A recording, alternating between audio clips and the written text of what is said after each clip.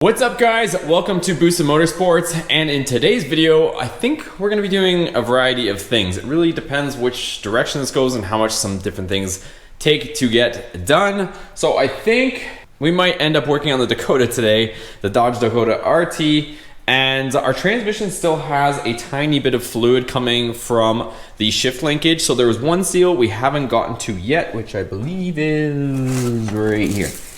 This tiny little seal that whatever it takes transmission has supplied us, I have yet to put it in, and I think that's the last place that it is dripping from. So I need to get this seal on there. So hopefully it's not a pain, but we did receive a package from our PO box, which I'm going to open here just right now. We'll see what we got. So if you guys didn't know, and if you guys want to send something, and we'll open it here just like we're about to do right now.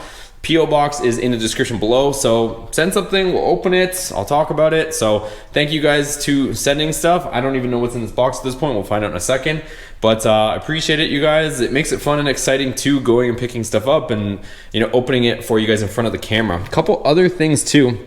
I have these bulbs, so we're going to be putting these on the Ram, so look for that video. That should be coming shortly. I want to do it at nighttime to give you guys a true comparison, and like I mentioned before in the other video, I will never try to show you guys something that I don't think works. Those things are supposed to be 10,000 lumens. I've used them before on other projects and they're insanely bright, so I'm hoping that they turn out, you know, as expected, but we're gonna do a no BS video on that, show you guys the difference from stock halogens to those bulbs, and we'll see how she goes. One other thing too is we got to put this on at some point. I'm kind of excited to get this on the Dakota. I don't think it's going to be just today, but this is definitely going to go on here very soon. And we still haven't loaded up Flying Ryan's tune in there, which is going to wake this thing up even more than it already is. So I kind of am planning to do things in two stages. I want to put that throttle body on the truck just the way it is, bone stock, with the Mopar Performance PCM that's in there, and see what difference I feel. It should make a difference right off the hop, just with the kegger. And then we'll also load Flying Ryan's tune and see what difference that makes. But lots of stuff, you guys, so make sure you don't miss any of these videos. Let's open that box, see what's in there. All right, guys, so box is unopened. Let's see what we got. I have no idea what's in here. I'm pretty excited. There's always something entertaining. Woo, let's see. It's got some of these. Usually you can tell who sent it so we can thank them. Here we go. Amazon's gonna tell us. Steven. It's our boy Steven again. He sent us and hooked us up with some stuff. So let's see what's in the box. Dude, we got a second one. No way. So we got a second blue remote. If you guys don't remember the last video, I still have it here. So now we have two blue remotes for the Dakota. This is going to be awesome. I still have to get them programmed because they don't, you can't program a remote for these trucks, unfortunately, unless you have one. So now we got two, you guys. So thank you, Steven. Like I said, I'm going to get those things programmed. Huge shout out to Steven for hooking us up with that. And there is something else in the box, so let's see what else we got. It's a pretty big box.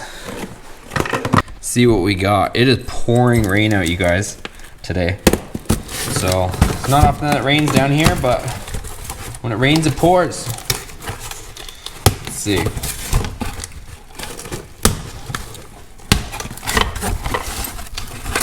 Oh, what? Oh, you know what this is, you guys? It is a brake bleeder. What? So check this out. So we hook up our air nozzle to our compressor here, squeeze this, and we put this on our brake line, and we can actually bleed our brakes. No way, that's perfect. We actually really need this thing. And there you go, there's the little air hose attachment, so hopefully it's the same one that we have on ours, but it should be. Oh man, okay. Huge shout out to Steven, you guys.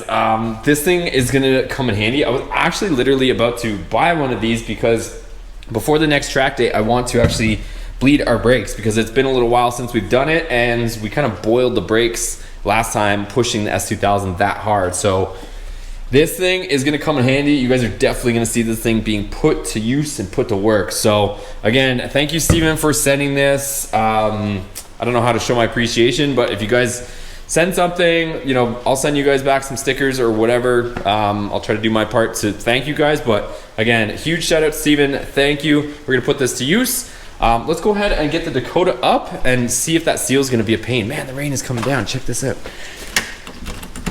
It is just pouring right now. Woo! This is not nice out today, you guys. Not nice. I just found this in the box, you guys. It says, "Hi, Boosted Motorsports. Enjoy your gift. Thought you should have a backup key fob if you get the other one programmed from Stephen Hall." Thanks, brother. Appreciate it. We're gonna get them both programmed here soon. But thanks again for that. And like I said, PO box is in the description below if anybody else wants to send something, and we'll open it like we do here and give you guys.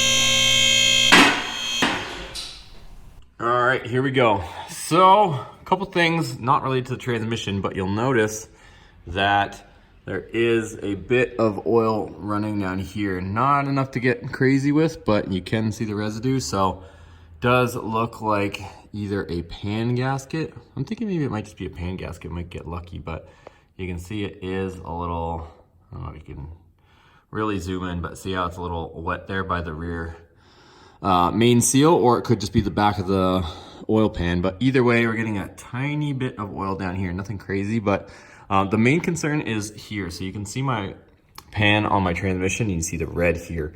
So we obviously have transmission fluid leaking still, and I think I've opened this up and sealed this before, so you can see the yellow Teflon tape on there, and I've sealed that up, and then this is just a compression fitting onto that fitting. So I don't think that is our root cause, but here's the neutral safety switch, and you can see it's pretty wet. So a couple things. I'm gonna replace it just since we have the new one, and this one looks like it's ancient, and I've had to seal it up before, so you can see I've put the right stuff on there and sealed it. But the main issue, if I can get this up here, is right, I don't even know how we're gonna get in here, but that is the one. There you go, you can probably see it. That is the little seal that we're trying to replace. See how it's wet up there? Right there. So I think that's the main source of our oil leak. May also be from here, like I said, the neutral safety switch as well, because if you look inside there, see how it's all wet in there too? So I think it's a combination of both, probably this and up there. I don't think it's this one because I think that was from before. I think honestly it's just kind of trickling down, but I'm gonna try and take that one. I know this one's gonna be a pain. See that little C-clip? We gotta pop that off and try to get that seal out of there. So hopefully it's not a nightmare. I'm gonna spray some brake clean up there so we don't get all that dirt in there, and then we'll get to work. But yeah, I'm kind of just tired of this always being a little bit wet. This is something new that I'm gonna have to figure out at some point. So hopefully this is just a pan gasket, but I don't know, some guys might know more. But either way, this engine's only temporary in here for the moment. All right guys, so as far as other items on the Dakota, when we get underneath here, these bushings are pretty much blown out. So if I get a light, boom, you can probably see right there, the bushings are completely rotted out. So it's creating quite a bit of squeaking. Same with here.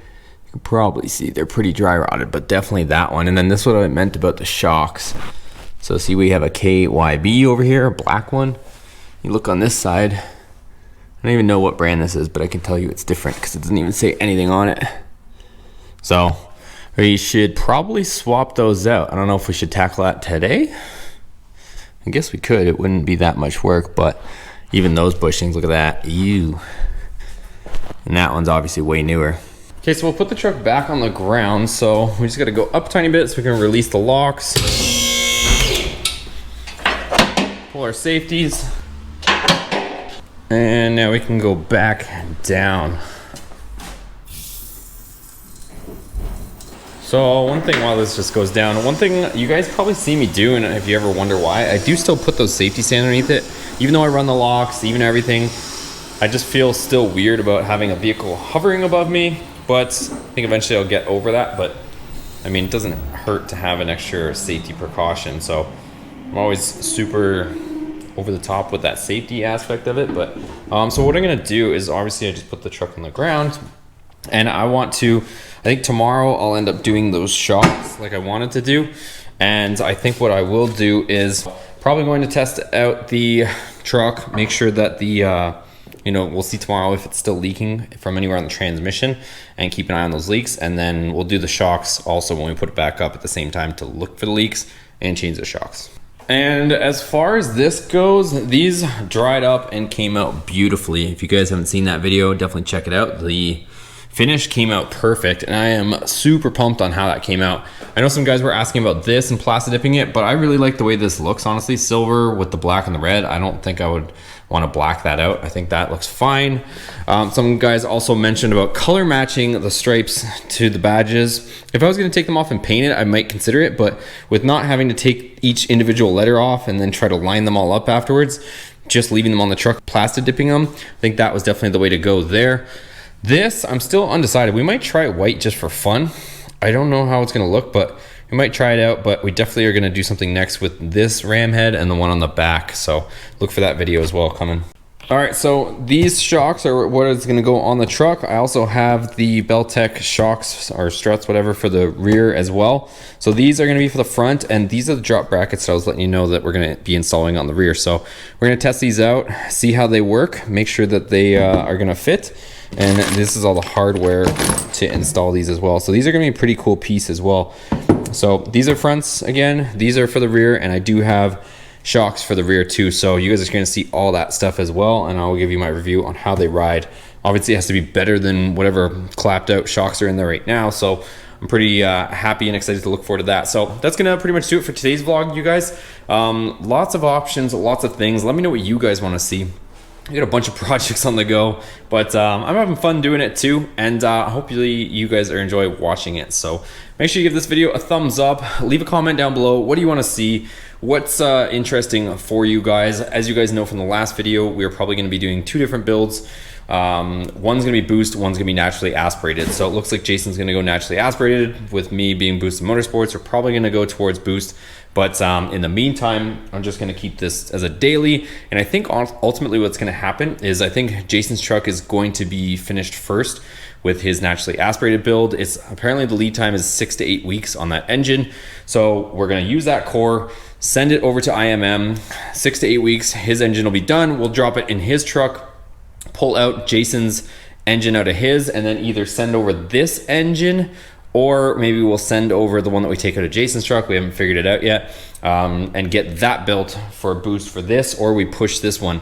Only thing I got to double check is that the rear main seal, I hope, is not leaking. I hope it's just a pan gasket around the back, because if the rear main seal is leaking, that would suck. The transmission would have to come off again, but we will cross that bridge when we get there, boys. But anyways, we'll see you guys in the next video.